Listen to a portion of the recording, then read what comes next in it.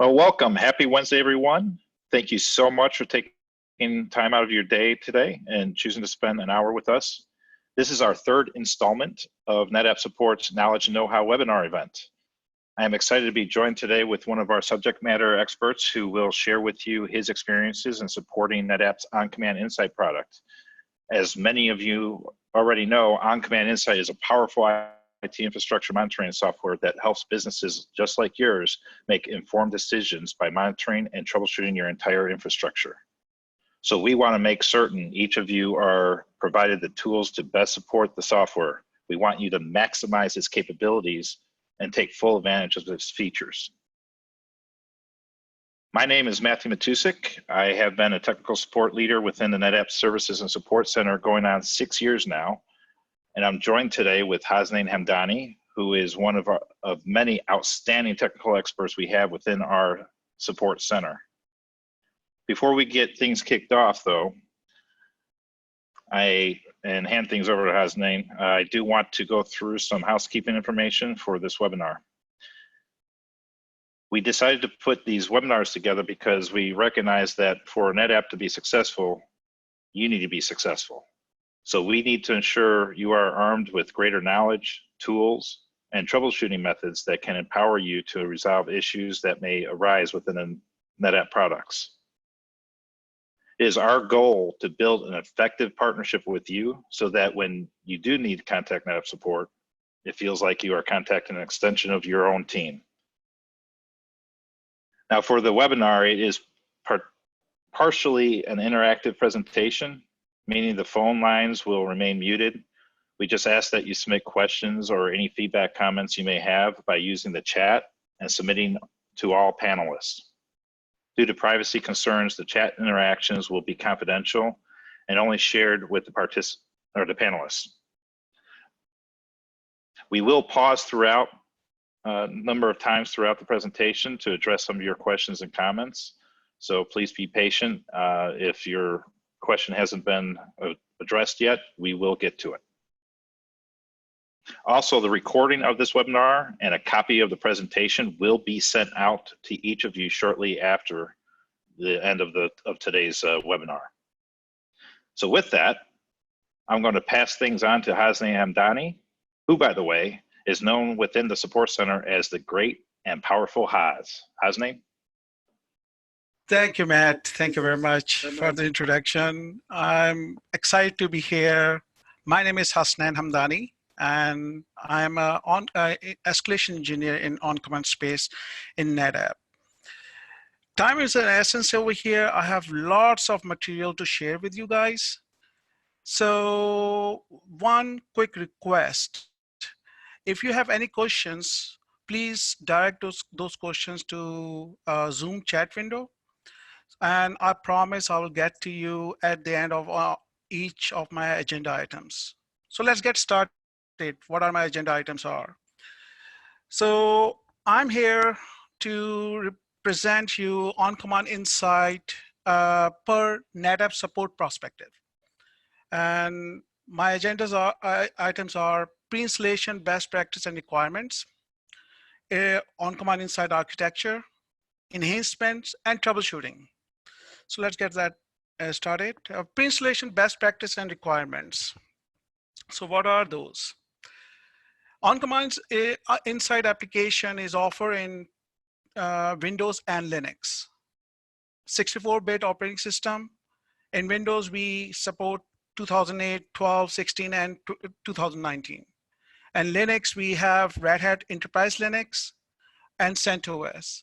7.3 and above, we support. If you need a full information about the Server Insight guideline, you can log on to the docs.netapp.com and look up OnCommand Insight and look for more information on that.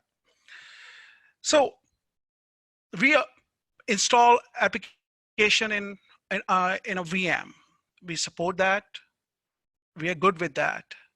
The only thing that I'm going to talk to you guys about how the support look at it. We will like you to have physical server if you have a large environment. We love to have that, but I know that it's not possible. Then we ask if it's all possible to reserve the memory, then allocate the memory. Some of the requests that we ask, and this is all documented in docs.netapp.com under installation prerequisite guides. Error handling, OCI does its error reports, send it through SNMP, syslog, and SMTP protocols. OCI owns its own. When I use the word OCI, I'm talking about OnCommand Insight. OCI uses its own SNMP MIP, management information base, that you can use and export it to your SNMP host management station or server, so you can get those error reports. OCI works with all these middleware components. What these middleware components are is MySQL, Wildfly, Elasticsearch, Java, and IBM Cognos. These versions that's sitting up over here on the screen is for 7.3.9 OCI. So what are these middleware components? We'll talk about that more in a bit.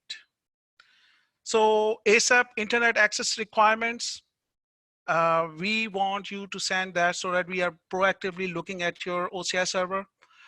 Auto support, enable the auto support. You want to send it through HTTP, HTTPS, or SMTP. That's what we offer. Port requirements, basic port requirements that I'm just listed over here. That's not the only ports that you need to open. But the full listing of those ports are available in Insight server requirements or DWS server requirements in docs.netapp.com. But those are basic ports up over here is port 80, 443, 3306 for MySQL, 9200, 9310 is for Elasticsearch. These are some of those basic ports that we would like to open when you're installing OnCommand Insight application on your Windows or Linux servers. Traffic security, we talk to external devices, our data sources, on their own language and on their own ports. And we will talk about that, what I am referring to external devices as data sources. We acquire them and by talking to them on their own language and their ports. So if they offer secure channel, we will connect to them securely. If we are communicating with the LDAP domain controller, we can use LDAP or LDAPs, secure device. Server network load, that depends on how the SAN objects been acquired in OCI. That depends on how many of those SAN devices are being part of OCI. So what we have seen at the end of the day in typical customer environment, we have seen that at the end of the day, whatever we acquire, when we push that data back to DWH to hold that, and we're going to talk about what is that DWH just come in the picture. We have seen 65 megabyte of traffic being generated. This DWH an ETL process that we use, extract transfer load, is what we have seen that it uses. But again, it's going to vary depending on how big is your environment is. Portfolio, OnCommand Insight is a storage management, capacity planning, and infrastructure business intelligence. What does that mean to you? We can do the storage monitoring for you. We can create capacity planning for you reports-wise, and we have the infrastructure business intelligence that is helping us out. That's Cognos, IBM Cognos that we use on data warehouse. Middleware components, just like I mentioned before, in middleware components, we have bundle of them. It's like we have lots of them, MySQL, Elasticsearch, Java, you name it, we have it. But are you gonna install this on a side first before you installing the OnCommand Insight application? That's not the case. It's all bundled into an installer. You can have this installer, install it, all these middleware components be installed with the application. One humble request here. As a support person, what I want customers to look at it is to exclude our application from antivirus. Very important. Reasons are many, but some of the reasons are it will create poor response on the application. It may create corruption as well. So we'll talk about that later on as well as a support when we're troubleshooting the OCI. Database requirements, OCI have its own database. It does not connect to your external databases. You have Oracle or anything else over there. Let me just put that database over there. That's not going to be happening. This is not configured like that. Do we have clustering? Clustering is not available in OCI, but if you can have a passive server sitting on your network, you can bring the backup from the old server and put it in the new server. Within a couple of hours, you have your application up and running. Minimum downtime, but that's what we have in OCI. Downtime risk. What we have seen is customer complain, not complain, customer have worries that if my OCI is down, it's going to affect my send devices, send target devices, host, and things like that. OCI is an out-of-band software application. So that means OCI is not sitting in between your host, switch, and storage. If OCI is down, that doesn't mean it's going to affect any of your host access to the storage. So that's a brief introduction of your OnCommand Insight, brief, OnCommand Insight best practice and requirements. So I will stop here before I will continue on. Do you have any questions? Yeah, so Hassan, we do have one question. You did mention the effects of antivirus running. Panel said that they have antivirus running on one of their systems for a while now and have not experienced any issues. Can you explain the effects that the antivirus could have on OCI if they're not experiencing any issues? Very good question. Thanks for asking. Let me give you what support have seen. So we're going to talk about the architecture, OnCommand Insight architecture next, which will tell you more about it. But let me add something, a color to the antivirus here. What we have seen is McAfee or any antivirus. Their main job is to scan any files that is read or write by the operating system or application. So if the scanning is going to be done, what it will create latency or performance on the application. It takes its time to scan and release it. What if you have a bigger file to scan and everything is on hold until this antivirus release the software? They're getting better. Antivirus is important. It's just what we are requesting up over here is, if we have databases and we have 2 of them, we're going to talk about that in architecture. At least try to exclude those databases from antivirus scanning software. So the 24/7 read and write on these databases may not get delayed because antivirus is using it. We have seen the performance, application performance get poor because of that. We have seen that it creates, if it holds too long, it times out, and we have a problem with the database corruptions as well. So there are some of the things that we have seen with the antivirus. These are some of the examples that I can just give it to you, that what we've seen in the field. Hope that answers your question. All right, that's all we have right now, so we can move forward. All right, next what we're going to talk about is the architecture of OnCommand Insight. What is OnCommand Insight architecture looks like? First, the OnCommand Insight unique approach. OnCommand Insight is connecting to hundreds of devices out there, external devices, SAN devices, switches, and we are collecting all this data without installing any agent on it. That's the unique approach for OnCommand Insight. Okay, that's good. What else? Once I collected all this data from these devices, we show, if we collected host information from the switches, we show the topology of that host. Topology shows the host is connected to this switch and this storage. Okay, what else? This is all done behind the scene for you. This is not your involved. The only involvement that you have is to make sure that devices that you want to be acquired by an OCI application is added to the OCI. And then the rest is I'm doing the things for you. Yes, there is a configuration changes and things like that. We're going to talk about that a little bit more configuration that needs to be done.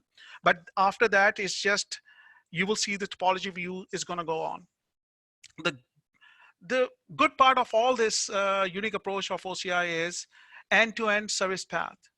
If I have a host out there, an exchange host, what this host is connected to, which switches, and from these switches, which storage is connected to.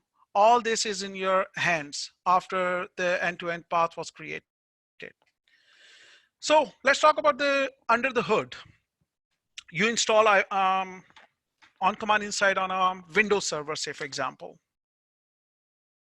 The first thing that you will see, I'm just going to talk about services. Again, we are focusing on troubleshooting side of it as a support perspectives.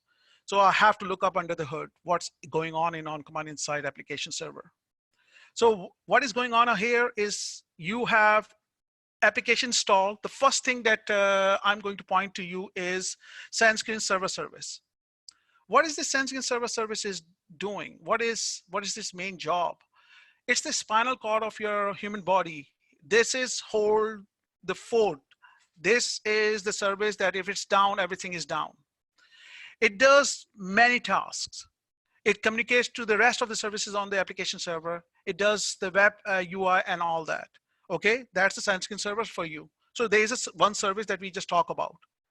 What's the other things that we have? Two boxes up over here. These are the databases. One is the Elasticsearch and one is the MySQL. The Elasticsearch holds the performance data for you. That's one of the database. And the MySQL holds the inventory and any other data that you have OnCommand Inside application server. So now we are talking about three things: SandScreen server, Elasticsearch, and MySQL. That means we have already talked about three services under the hood after you install OnCommand Inside application on a Windows or Linux server. What's next? The next thing that you're going to see is the acquisition service. This is on a OnCommand Inside by itself, on its own. When we are installing this acquisition service, we call it local acquisition service because it's local to this server. We are installing it locally on an application by just double clicking on the installer, MSI installer, and it's installing all this thing for us. So now we talk about four services. One is the SandScreen server service, Elasticsearch, MySQL, and acquisition service. What is the acquisition service is doing? This module is responsible to contact and connect and pull the data from all these devices. And this is just the minimum list that I just put it over there, whatever I can fit in this screenshot. That doesn't mean that that's the only devices that we are collecting the data from.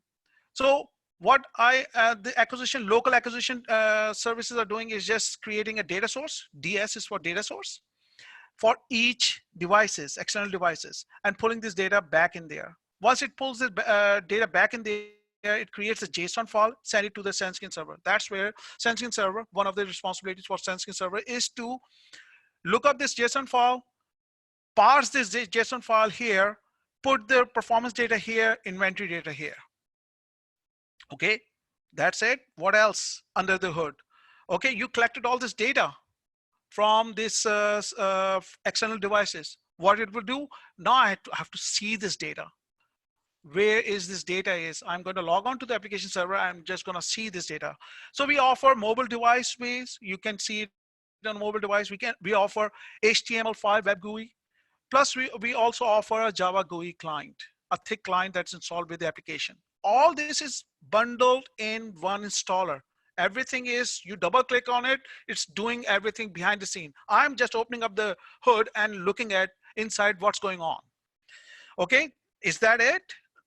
I just mentioned before that another server comes in the picture, data warehouse. Another server, this external, another server here connected to OCI. So why we need the data warehouse server? We have enough information up over here that can fulfill our needs. Yes, it can. But you have the capability to do more with that data that you collected. And what we are doing, at the end of the day, OCI server collected all this information and sends information back to DWH server. What DWH server is doing up over here? What it does, it just collects data, put it in its database, MySQL database, and make that data available to IBM Cognos. That IBM Cognos is a reporting portal or a reporting tool that is one of the professional grade reporting tools out there. You can do so much magic with that. That is like we have plenty of reports that are actually comes with the installer that you can use and see the data that you have collected through OCI server. So what this DWA server is doing is just making it available to you, that data that we collected from OCI server on a daily basis in the form of reports. But there's more to it. What if I have OCI server that is holding one of the data center that have plenty of devices, but I have like 5 different data centers out there.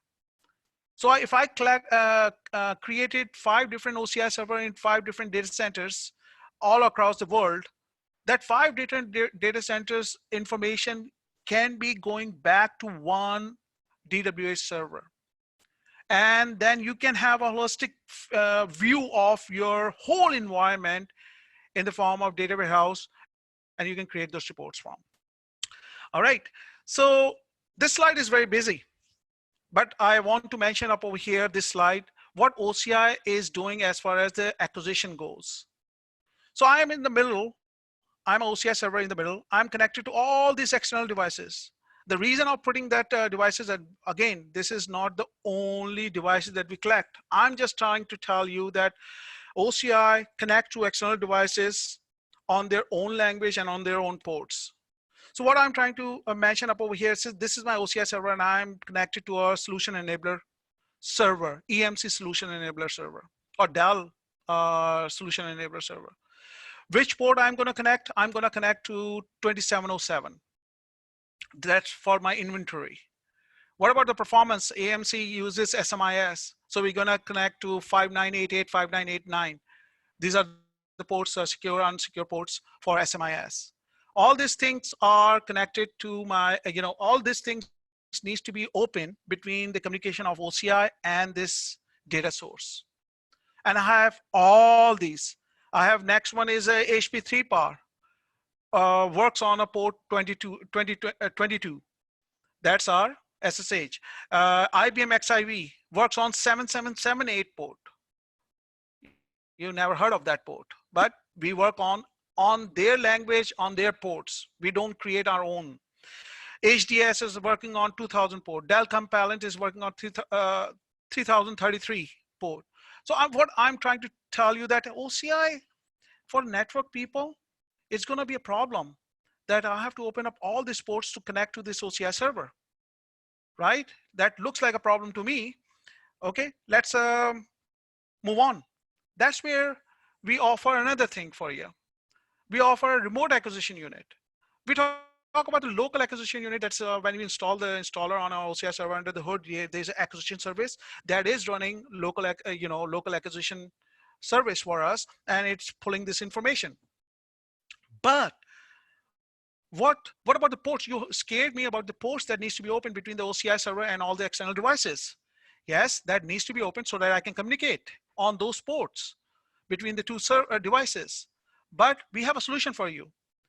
Another solution is another acquisition server that we can install, and it only holds one and only one service that call acquisition service on a remote server. What this acquisition server is doing, it's sitting in the data center, say for example. It's sitting up over here and communicating to all the external devices within that data center and having all these ports. You don't even need to open any ports to it because it's sitting next to them. So what this is doing, when I install REU server, you have to have a OCI server up and running because it needs to communicate back to OCI server. And it only needs to open up port 443 to communicate back to OCI server. So all these things that needs to be open from these external devices to this OCI server eliminated by just having our REU sitting local to that data center. There are other uses for REU. I just want to bring it up, this one, that you don't have to worry about too much about it when you're talking about the ports needs to be open and things like that, you can have this all done through remote acquisition unit. So what is OnCommand Insight Fabric looks like, what we just talked to you about. We talk about OnCommand Insight server installation on a server. We talk about the RAU, that what we call remote acquisition unit. We also talk about the DWA server briefly, about what DWA server holds, reporting information and collect the data from a OCI server. And we also talk about the OCI client. The client was installed and the web UI is available on this local server and a communication to RAU.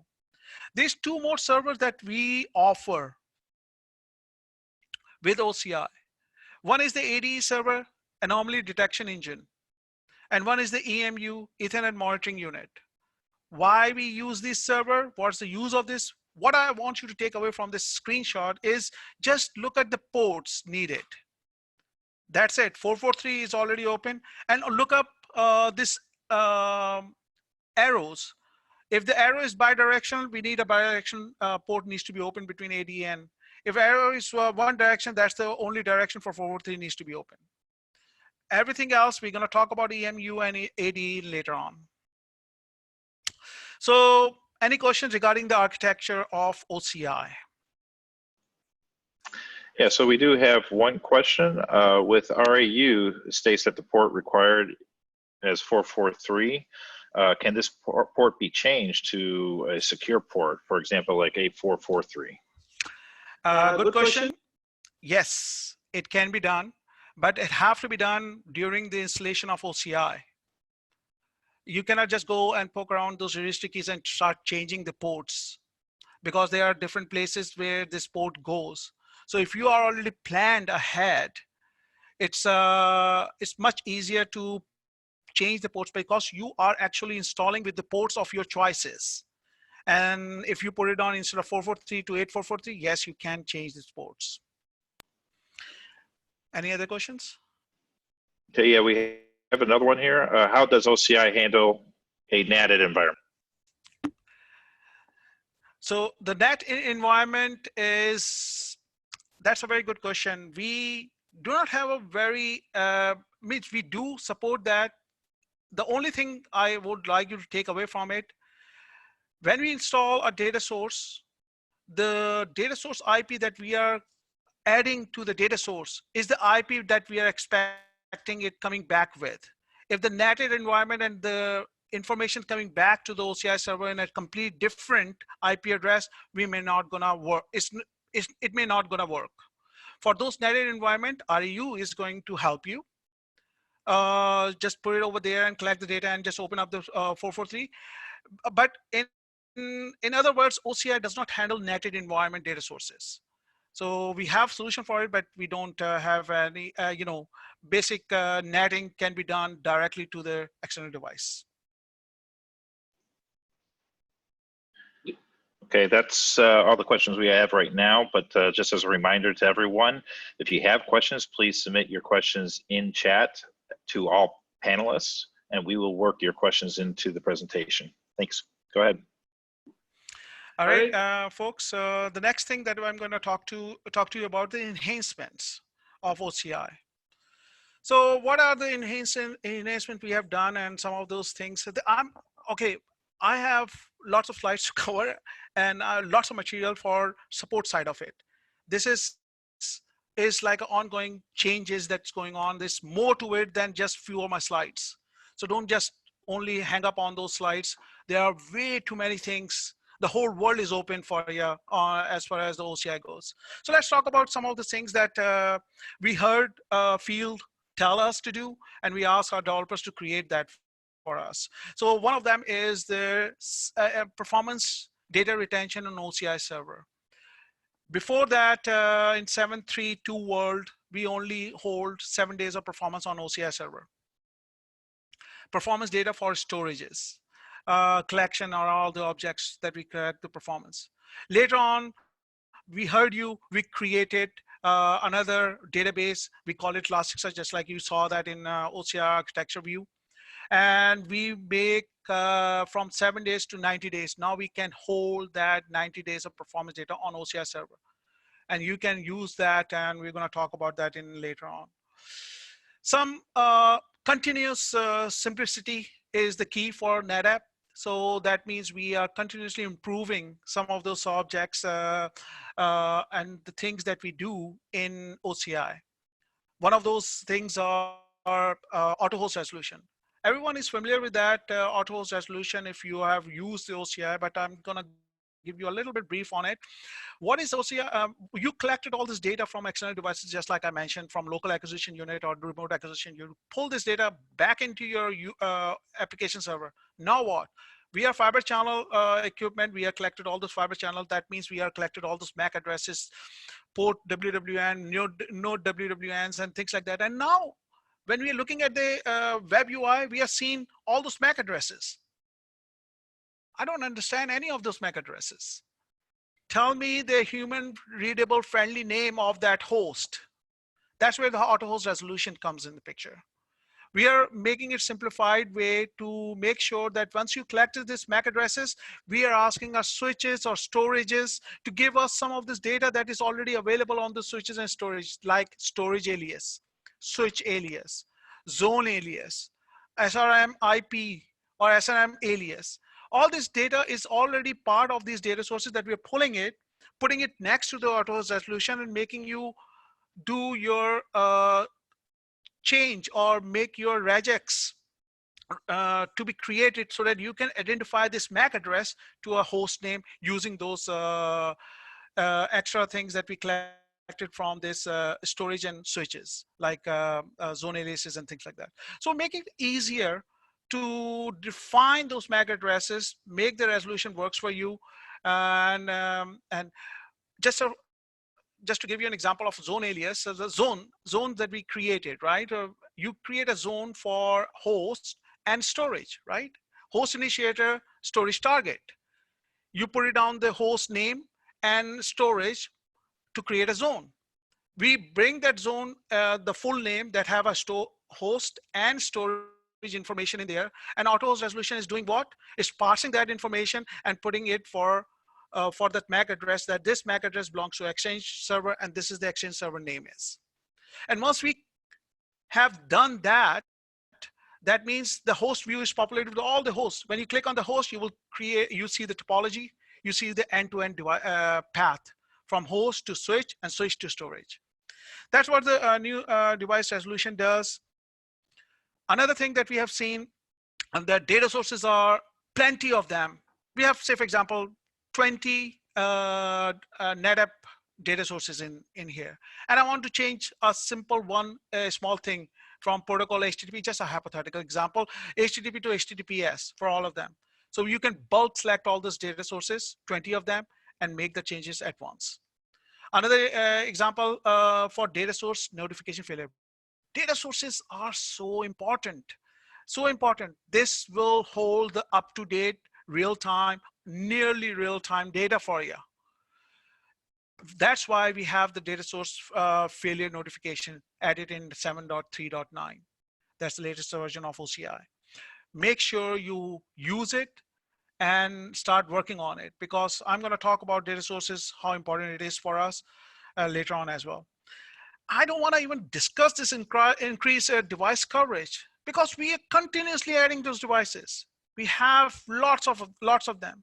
Just to give you an idea about the cloud performance from Azure or AWS or object storage support for all these devices. This is just a simple idea of giving you that we are constantly adding these devices in our support metrics. If you want to know if your device is supported or not, go to docs.netapp.com. Go and look up the Insight documentation and look for support metrics, and you'll pull that.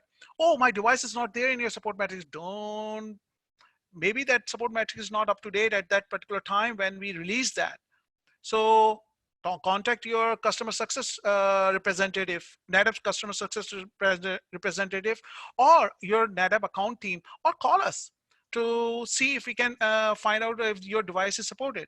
If your device is not supported, we also have a feature called Insight Feature Request. We can always ask, hey, PM of OCI, product manager of OCI, can you see if you can add these devices in your support metrics list? Lots of things can be done. Okay, enhancement, there's way too much enhancements out there, but I want to bring this up, my visibility and data analytics. When you install OCI application, you collected thousands of devices into, I'm just exaggerating, hundreds of devices in external devices into OCI application. Now I want to see this information in the web UI. I want to see how the tables looks for the capacity, how the graphs looks, how my top 10 volumes out there working for me, how the top 10 storage working for me, what is the top 10 VMs that are highly used. All this is in your fingertips using dashboards or widgets. If you want, oh, I never use this, I want to get started, I need your help to get me started. Yes, we have that step-by-step view for you in your docs.netapp.com under OnCommand Insight documentation. Look for it, widgets, dashboard. It will give you step-by-step how to create one. There's no limit to create any dashboards, limit for dashboard and widgets that you're creating in OnCommand Insight application. You create for each object, VMs, internal volumes, aggregates, nodes, and have it separate. You just have to click on it and you will see what's the top 10 performance and what's the top 10 list or top 5 list or top 1 list, whatever you want to create. We create those stacked area graphs, line graphs, tabular format, anything, it's all there. That's the view for you, just to visibility of that data that you have collected. All right, that's the end of your enhancement side of it. Any questions? So we don't have any questions at this time, but again, just a reminder, everyone, just if you have questions, please submit your questions to the chat to all panelists, and we will work it into the presentation. All right, thanks, Matt. Do ask the question, I will answer. Please, I will also know that if you are interested in knowing more of that, I will get that from the questions that you're gonna ask. All right, this is where NetApp support comes in the picture. This is where how we see under the hood of our OCI application. This is where we will tell you, I'm talking to my colleague sitting next to me, how are we going to troubleshoot OCI? So let's talk about that. So we have under the hood OCI application server holding 4 services. We talk about that in our architecture. Sanskrit server service, acquisition service, MySQL, and Elasticsearch. These are the 2 databases.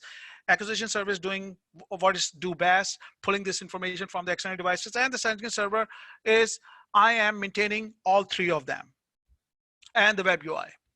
Okay, then we have the data warehouse server. That's another server that you can connect your multiple OCI server to it and pull all the data in one place and create reports. That server also holds the Sanskrit server that is responsible to talk to MySQL and IBM Cognos. And then we have IBM Cognos reporting tool engine that is installed on the data warehouse server that holds all these other services. So if you see Informix, Apache, IBM Cognos, they're all belongs to reporting portal services. So we have all these services sitting about there on the data warehouse. So you now know about the services. What about the remote acquisition server? Remote acquisition servers only hold one and only one service, that's the acquisition service. It does not hold any database. It does not hold any web UI Sanskrit server.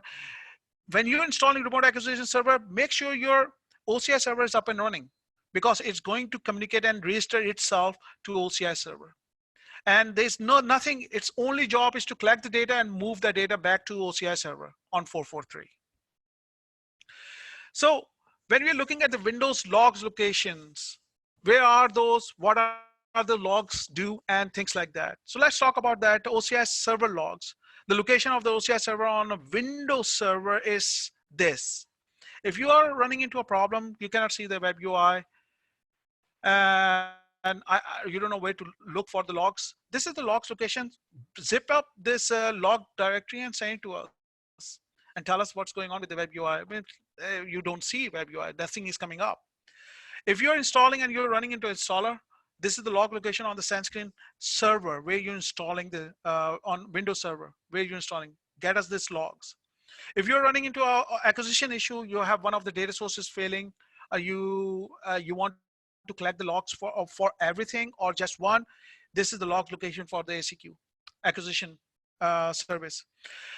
If you have an ASAP enabled for the from data warehouse, and you want to see those logs from OCI server, this is the location where it will show RAU logs, DWH log, or Java client logs located in SendScreen log directory.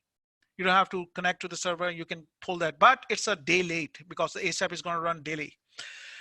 Another important logs, what we have seen field, I put it up over here just to see if you are doing some changes on your OCI servers, right? And say, for example, you want to change the SSL certificate that is installed with the application when you're installing the application, and you want to bring CA in the picture, certificate authority. Just before you do that, go to this location configuration folder and just copy and paste it somewhere else. Install that. If something didn't work out for you on your CA, stop the services, roll back, and restart the services. Some reporting log location for the Windows side of it. You have 7.3.2 have a reporting logs like IBM Cognos related logs are sitting up over here, and 7.3.3 and above, the IBM Cognos Analytics logs are sitting up over here. If you want us to troubleshoot anything related to reporting portal, we have two portals, by the way, Web GUI in Data Warehouse, DWH portal and reporting portal. That information for the reporting portal, you can get it from here. DWH portal is the same logs as OCI. So now we have Linux also. So we offer Linux OnCommand Insider application to be installed on a Linux server as well. Where I can get those logs and where is this located? Installation logs are sitting up over here, op NetApp OCI. If you want to look up the logs, you can just go to this directory or this is just a symbolic link. You can get to this log directory for both using both the paths, and you can just look up this and tar this directory for us. Everything we need is going to be part of this. If you want to look up the databases and things like that and binary files, you can look up this information as well. So for OCI admins, what we have seen that, hey, some of this shell script that we created with the installer, by the way, when you install OCI application on a Linux server, this is all part of the installation and it will be installed on these locations. If you are trying to log on to a MySQL server, OCI admin, you are responsible for your Linux server. You want to see MySQL client, try to use this shell script. It's sitting on the user bin, OCI MySQL client shell script, and it will prompt you for the root password. If you're trying to create a OCI backup, try to use this shell script. If you want to uninstall the OCI application, by the way, this is also documented. Some of them are not like client login or service client login and OCI backup. Maybe you're not going to find in the logs, but most of them are documented in docs.netapp.com. So this is not new, it's just there. We're just trying to enforce you to, when you're on a Linux server of OCI, try to use these shell scripts that have a task related to it, and it will help you.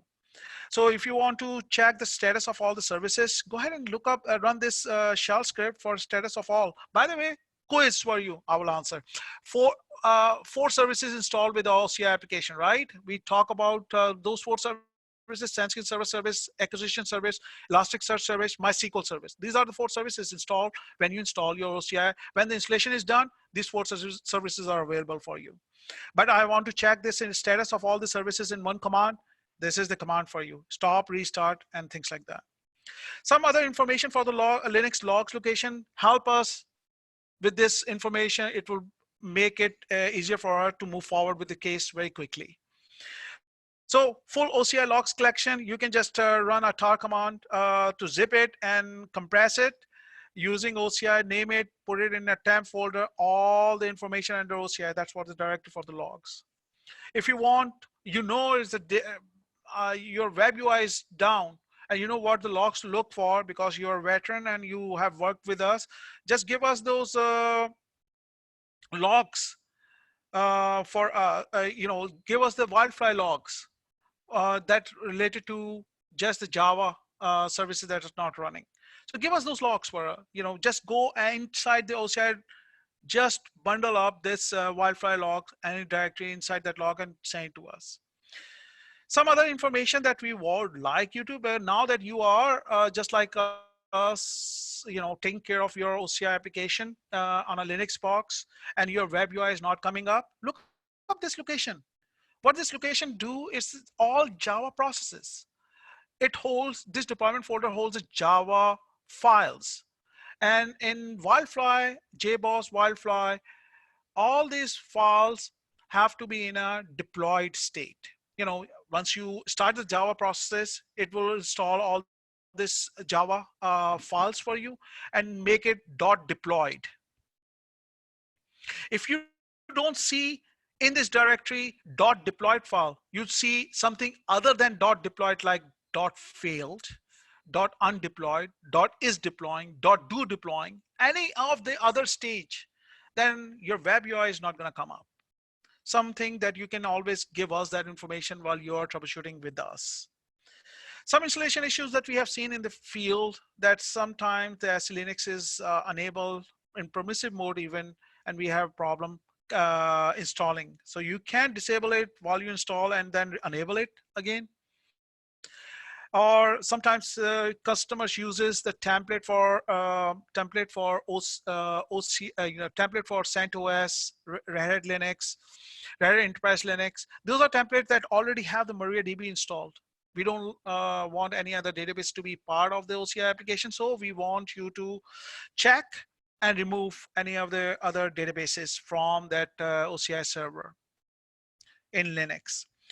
Oh, I have everything works fine. Installation just went through. I still cannot access the web UI. Go and look up your firewall listing command and make sure that ports 80443 or 8443 or 8080 is open, whatever you choose to use for your GUI.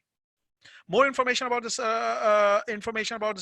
server requirements are part of the docs.netapp.com. Under OnCommand inside, you will see OCI server requirements.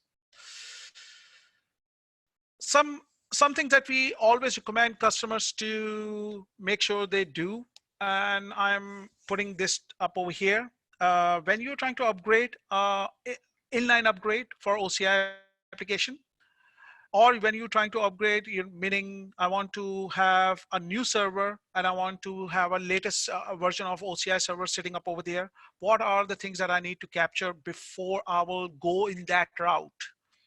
First and foremost, go to the web UI of your server and just create a OCI full backup, OCI or DWH full backup. There's no way around for it. You have to create a full backup. Once that is done, some of this information listed up over here that will really help you collect this information. And where are this? What you have to do as a Windows OCI admin, because we are talking about Windows, go and open up the command prompt window and just copy and paste this parameters file. You don't have to go into the registry key and look up each registry key and pull this information. I want you to just copy and paste, collect, put it on a side. What these parameters do? During the course of your OCI application running in your environment for a long time, you may have changed things around, like a Java maximum minimum memory allocation for those SandScreen server, or for acquisition services, for Elasticsearch. You may have changed that and you want to move that to a different server. Let's capture this information and put it on a side.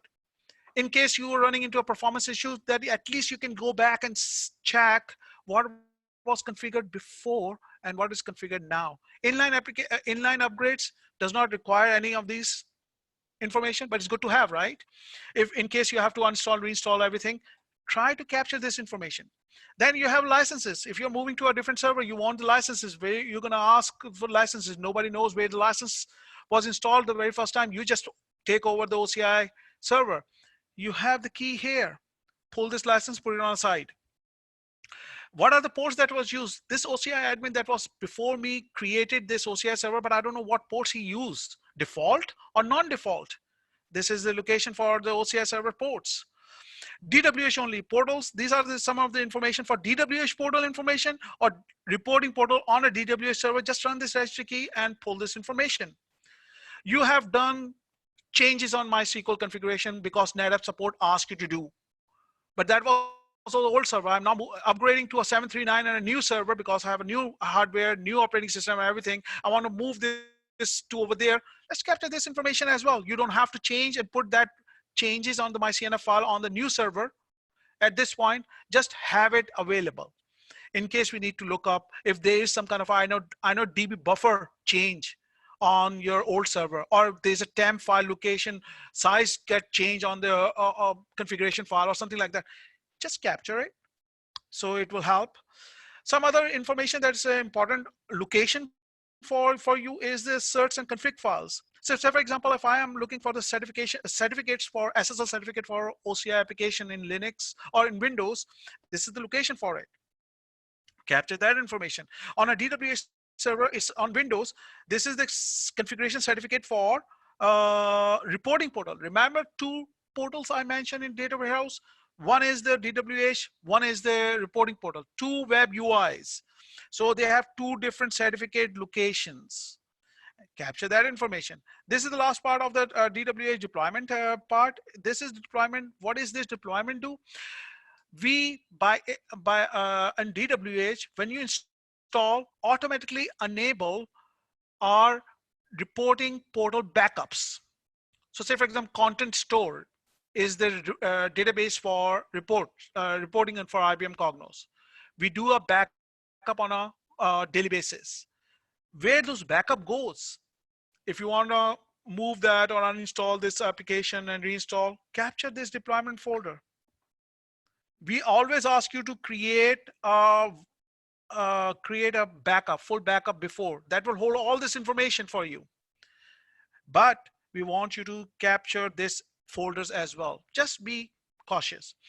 The last thing up over here is for the Windows security admin. We created security admin for you.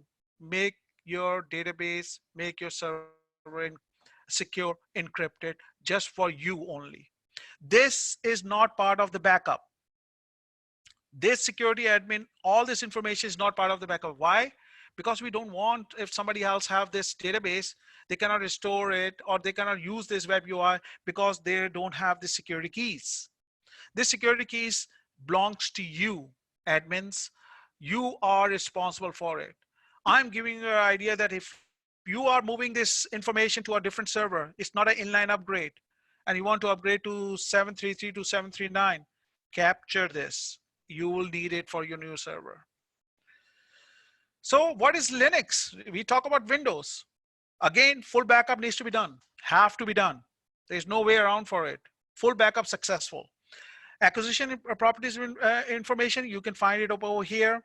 Wildfly, ports information, you can find in this. You can just copy this file to some other location. Here, my location is dot. So for example, you log on as a root on a OCI Linux server. Your root profile is just gonna point to your /root. That's where you're saving a dot. You can change it to remove the dot. This is not a full stop here. This is where you're saving your files. You can change the location where you want. Here, if you are collecting this Wildfly properties window, that will hold the port information as well. License information, you can run this command and copy these preferences XML. If you're moving from one server to another, you have licenses. MySQL configuration, this is the MySQL configuration file that you will see that you want to capture if you're moving that to another server. Certificate location, this is the certificate location for the Linux side of it. By the way, you're going to get this in a PDF format. This is your cheat sheet from now onwards. Use it because we use it and support part of it. And then certificate location and security admin vault. This is very important, guys. If you are moving to a different server, you have to capture this information. Again, data sources are so important for us. There's no way around for it. If you have data source that's not running for 30 days, then guess what? All the reports that for that storage that you have not acquiring will show the 30 days stale data in it, even though that storage is running out of space. Just to give you an example, data sources are very important for us.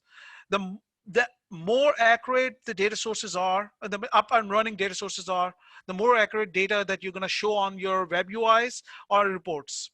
So we help you and help us actually If you run into a data source that's failing, you cannot figure out what's going on. You go into the web UI of your OCI, go into that data source, click on that data source, and you will see a tab called error report.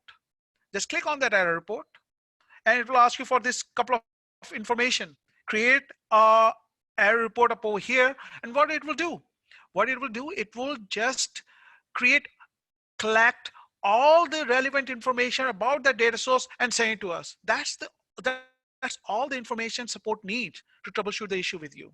You just make it, when you're creating a case, you have attached this zip file that is created by this creating error report, and boom, you attach this file, and we are all done with the logs that we needed at the time of when the data source is failing. Data source notification, failure notification is very important. It's available in 739. Backup and restore performance data is, I have to bring this slide over here just to give you an idea. When you run a backup, I told you before you upgrade, create a full backup. That will hold 7 days. Oh, no, that's not true, because you told me 90 days of performance data is capped. Now your backup is only holding 7 days of so what happened to the rest of the performance data that I have created and was using it on the OCI server? That's true. That's where the performance archiver comes in the picture, and I'm going to talk to you about that in the next slide. But right now, just remember this: when you create a backup, it will hold the 7 days of performance data. Both OCI and data warehouse kept for years. You can have the capacity information on data warehouse can go for years after years. One performance data that is increased to 90 days on 7.3 and above, and you will see the performance archiver. I'm going to talk about that. One takeaway from this is, when you are a reporting expert and you're looking for some reports to be created by yourself in data warehouse, some of these parameters are important for you. What is that? If you are creating a capacity report, capacity trending report, historical report for monthly, you can create a report that can go back to 10 years of your, or as long as your DWH server is up and running. That will be the capacity monthly report. But what about the performance? If you're creating a performance report, hourly report, it will only hold the 14 days of hourly report. You're not going to get more than that. If you want the performance and capacity information for 13 months, you can get that for daily reports. All this information is like, I'm just giving you a heads up. If you're creating those reports, you have to look out for that. And you're going to remember this, or you're not going to remember it. It's all documented in docs.netapp.com under OnCommand Insight. This is just copy and paste this information, or just click on this, and you will see that what's the historical data retention in data warehouse. All right, I'm gonna. Hasnain, I want to pause real quick. I know we're coming up to the top of the hour, and Hasnain does have maybe another 5-10 minutes information that you have to share, really good information. I do understand that your time is valuable, so if you do need to drop off, that's okay. Just know that we are recording the session, and all these slides will be sent to you after the session is over, so don't think that you need to stay on just to listen to the rest of this, but we do have more information if you're able to stay, and if you have some questions, please stick around and ask your questions, and we'll be more than happy to address them. Thank you, Matt. Apologies, folks. Apologies. I didn't cover that all this information. I get excited and telling you all these stories. I have a few more slides to go through. Let me finish up very quickly and give you some information that will help you in the future, or you can view this recording later on. So let me get started on the performance data archiving. Just like I mentioned before, performance data archiving is the new feature that we introduced with the Elasticsearch database. What it will do, it will tell you up over here, when you're creating and you want to increase the 7 days to 90 days, you have to go into web UI and enable this performance. Here, the folder up over here is telling us where you want to put this performance archivers on. And it's also telling us, please put that performance archiver folder that you're going to, that holds this 90 days of data outside of OCI application folder. Because once you install it, it will uninstall everything inside there. So do not put that in there. But that is the place where the rest of the data is going to be sitting for the performance. It will hold the performance and violation data for 90 days. What we need to do, when we are doing the upgrade, you're moving this folder into the new server in some place location, and you're installing and you're moving the database backup that you have created into the other server, and automatically you will have every performance data will be automatically pulled in once you have that enabled on a new server. That's where the performance data archiving comes in picture. Quickly on this one, I talked to you about the OnCommand inside Fabric view, and Fabric view holds the anomaly detection engine. This anomaly detection engine have to be installed while your OCI server is up and running. It's a one-to-one relationship. You cannot install more than one ADE server with same OCI. One-to-one relationship, OCI have to be up and running because it's going to register itself with the OCI server. What this anomaly detection server by itself do, it just look up the anomalies that was collected on your OCI server, calculate them and show them in your web UI that, hey, this particular workload is acting, latency acting more or something in that nature, that it will show you bars that, hey, this workload is high that I used to see it. It's just historical data that it pulls in and try to run the algorithm against it and tells you that this workload is high from the previous ones. So that was the anomaly detection engine comes in the picture. Now you put a support hat, something happens to your anomaly detection server. Up until 7.3.5, we used to call ADE server p-alert service or p-alert server. So if you are having anything up until 7.3.5, these are the services that you can run to stop. By the way, ADE, that anomaly detection engine, as well as your EMU, Ethernet monitoring unit, both are Linux servers connected to your OCI server. And this Linux server, these are the commands that you can stop and start, and these are the places where the logs are located. Remember, if you have 7.3.5 and below, and you are having a problem with the ADE server, you can run this support bundle shell script, and it will collect all the data for you. It will tell you this is a zip file uploaded to NetApp. In 7.3.7 and above, these are the name of the pre-alert changed to Elasticsearch. By the way, Elasticsearch bought pre-alert, so now they own it. So Elasticsearch, same locations are changed. This is the location. You know where to look for the logs. Give us these logs. And if you want to stop and start the services or check the status of the services, these are the services for you. Quickly, Ethernet monitoring unit is nothing but just telling you that, hey, how this Ethernet monitoring unit is going to help you out.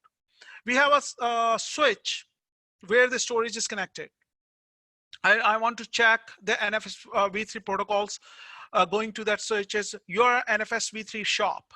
You want to see what is coming in, what's going on. We are sniffing these ports. We ask you to just make up a mirror of those ports that are connected to the storage, and we are connecting our server to it, and we are pulling this information back into the OCI and back into this Ethernet monitoring unit server and forecasting it, everything what I can see on those mirror ports.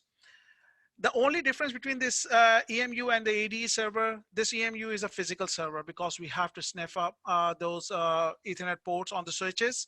So we have to have a physical server for it. If you're wearing a support hat, these are the location for it. If you want to know how to install it, this is the location for the installation. On docs.netapp.com, how to configure the Ethernet monitoring unit on network, this is the location for that one as well. I'm gonna quickly go as quick as possible. One or two more slides. Hopefully we'll be done in next 5 minutes. Support top issues. Guide to getting good night's sleep. Folks, we heard you. We have seen in the field. We would like you to please pay attention to this, some of those items up over here. If your WSUS team or Linux team go and update your security updates, important security updates on your Linux or Windows server, ask them to inform you to start these services by you, restart the server by you, instead of let them run the kill command for it. Reason, 24/7, 2 databases up and running, collecting data, putting the data in the databases. We are rigid enough, these databases are rigid enough to withstand all sorts of recovery from it. We can recover, but if you are, there's like a hit and trial means we can recover and you're back in business after the reboot, because the reboot happens on a fly. But what if it did not recover? What it takes a recovery time more than 5 minutes to recover. It will create all sorts of problems for you when you restart the server. Ask here is let OCI admin do the stop and restart the services. Stop the services of your application servers and then restart that. Some KB that pointing to that information as well. Data warehouse not reporting ETL failures. We want you to first create a notification for the data in data warehouse. Secondly, look up those ETLs that we are fetching this information every day from your OCI server to your data warehouse. Please look up that information. We have seen in the field that for last 30 days, there's no ETL running because of some kind of failure happens. And guess what? You have reporting for still data for last 30 days. We have a mechanism in DWH to build from history. But what if your ETL takes 8 hours every day to pull this information? I'm just exaggerating, maybe exaggerating in a small environment. It's not 8 hours, it's within an hour, everything is done. But what if you have bigger environment, 8 hours, and you have last 30 days to recover? Start calculating how much time it's going to take to recover from the build from history. So please keep an eye on it. There's a use how to set up the notification is set up over here. IBM Cognos contents database getting bigger. IBM Cognos by itself do not want you to create a report and save the report in that content store. They don't want you. You look up the IBM Cognos articles out there. They do not want you to save the reports on that content store. They want you to just save it on a network drive. We have KBs for it. We have how to save this content store, that reports that you are running, it automatically save this report to your content store. What it will do, the data warehouse is going to be working just fine. What if you have to uninstall, reinstall, and restore that database in our latest version of our data warehouse server that we offer? That time you will run into a problem, because it's not expecting gigs of content store to be restored. So what we have seen, what we can do, what you can do for us and for yourself as well, is saving this content store database reports on a network shared drive. Sizing factors over time, CPU, RAM, and disk space. We are doing a very good job. Before you install your application, we are telling you server inside requirements. It tells you go into that docs.netapp.com, look up server inside requirements, and it will tell you if you have that many ports, that much storage, that many VMs, choose this disk space, choose this much of RAM, this much of CPU. We tell you right there and there. And then in the future, if you are saying, oh, this is just for only half of my data center, and now I'm going to have another data centers coming into these devices, I have all these things. Use your judgment, make the sizing works better for you, because sooner or later you're going to add those devices into this OCI server.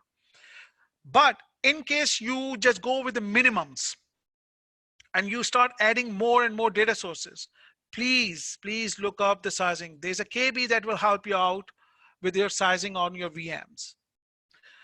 Another important information that what we have seen in the field is the API that you are using, REST API call that you run against the storage. Storage holds, aggregates, queries, volumes. You want a 24 hours of data. We want you to target some of them instead of running for the whole storage. We want you to target your REST APIs. What it will do once you run that is from your scripted server out there externally, connecting to the OCI server, pulling this performance data for last 24 hours, it will run, but it will delay the rest of the other process that is in queue to run. So target it, target your scripts. Data source failure reports, I cannot emphasize enough. Go to your 739, configure your data sources failure reports so you can get alerted when the data source get failed. What causes these data sources failures? Give you an example, hypothetical example, a switch. We are collecting all this information from the switch, an attribute called on the switch called state. Give me the state on that switch. It's online and offline.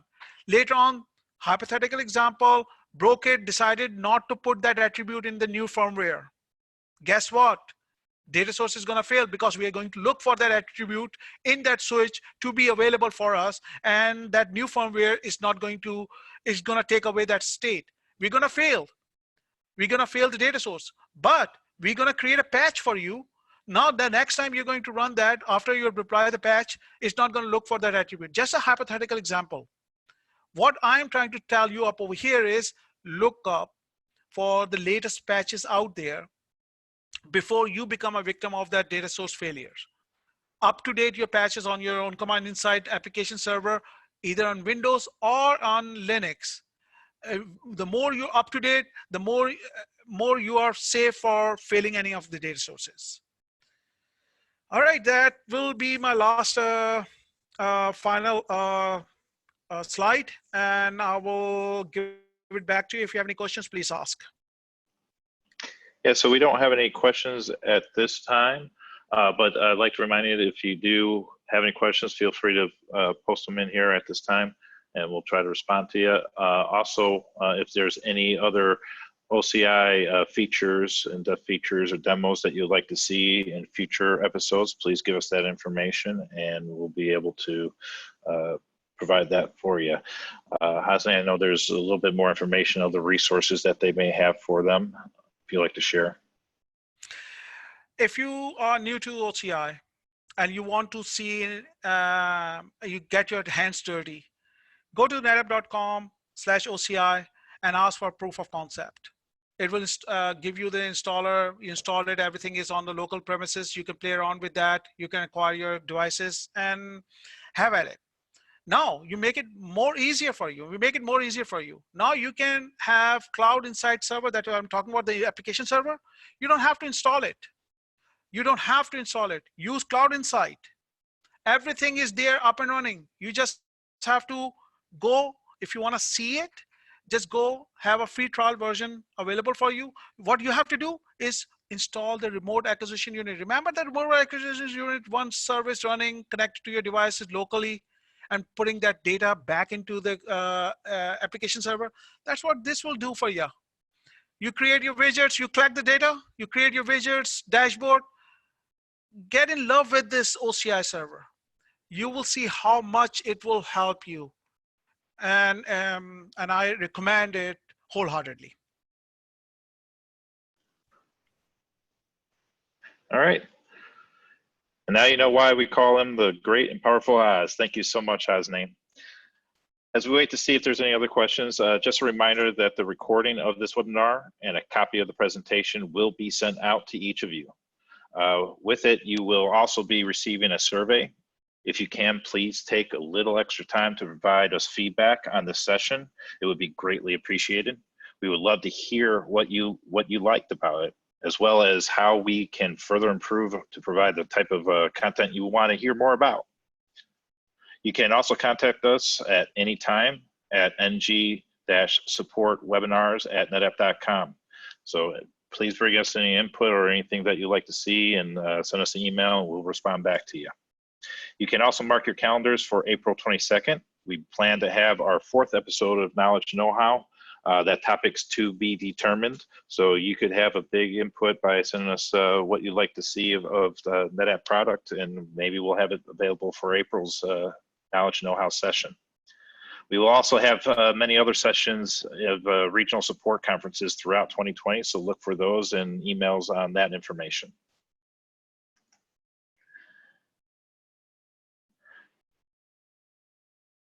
All right, from there, it looks like there's no other questions. So with that, I would like to thank you again for joining us today, and hope to see you in one of the future episodes of Knowledge Know-How. Have an outstanding rest of the week. Thank you.